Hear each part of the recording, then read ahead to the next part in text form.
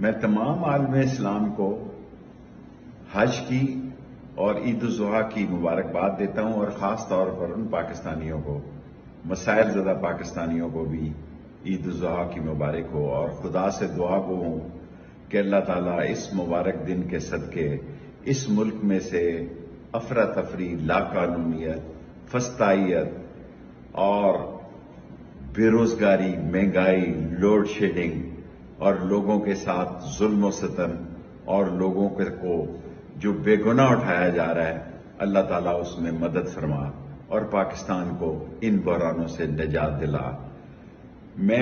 کل مجھے پتہ لگا کہ اسلام آباد میں 7 FIR مجھ پر ہیں، 3 دفعہ میری گاڑیاں اٹھا کے دے گئے، 3 دفعہ عدالت نے حکم دیا، لیکن کوئی قانون کو ماننے کے لیے تیار ہی نہیں۔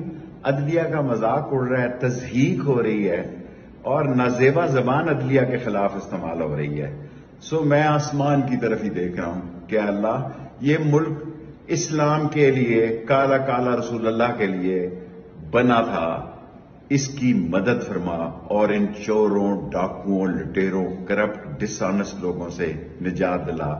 میرا ٹویٹر جو ہے وہ سخت پریشر اور دباؤ میں ہے، کیونکہ پاکستان میں آپ نے جرم کیا ہو نہ کیا ہو، ایک پریس کانفرنس کی ضرورت ہے۔ میں دوستی اور دشمنی قبر کی دیوار تک نبھاؤں گا۔ میری اپنی پارٹی ہے، 16 دفعہ میں وزیر رہا ہوں اور قلم دوات کے نشان پر میں نے الیکشن لڑا ہے۔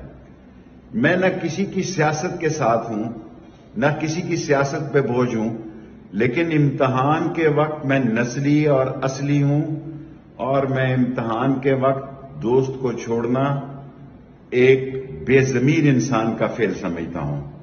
میں قوم سے اگر مجھ سے کوئی غلطی ہو گئی ہو تو معافی چاہتا ہوں، کیونکہ ایسی عید میں نے زندگی میں نہیں دیکھی۔ ایوب خان کے دور میں، یحییٰ خان کے کورٹ مارشل میں، 7 سال بے نظیر کے کلاشنکوف کیس میں اور کڑیاں والا قتل کیس میں، بھویا اصل میں ختم نبوت میں جیلیں بھی اصول، آئین اور قانون کے مطابق تھی۔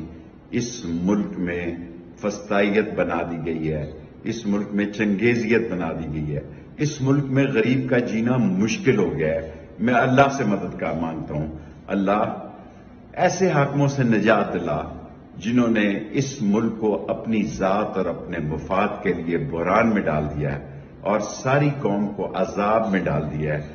اللہ ایک خاص مدد کر اور اس پاکستان کو، اس عظیم پاکستان کو وہ عظیم ملک بنا۔ ساری قوم نے 9 مئی کی مذمت کی ہے، ساری قوم 9 مئی کی مذمت کرتی ہے، لیکن اس کے باوجود اس کو بعض لوگ سیاسی بیانیاں بنا رہے ہیں اور جیلیں بے گناہوں سے بھر رہے ہیں۔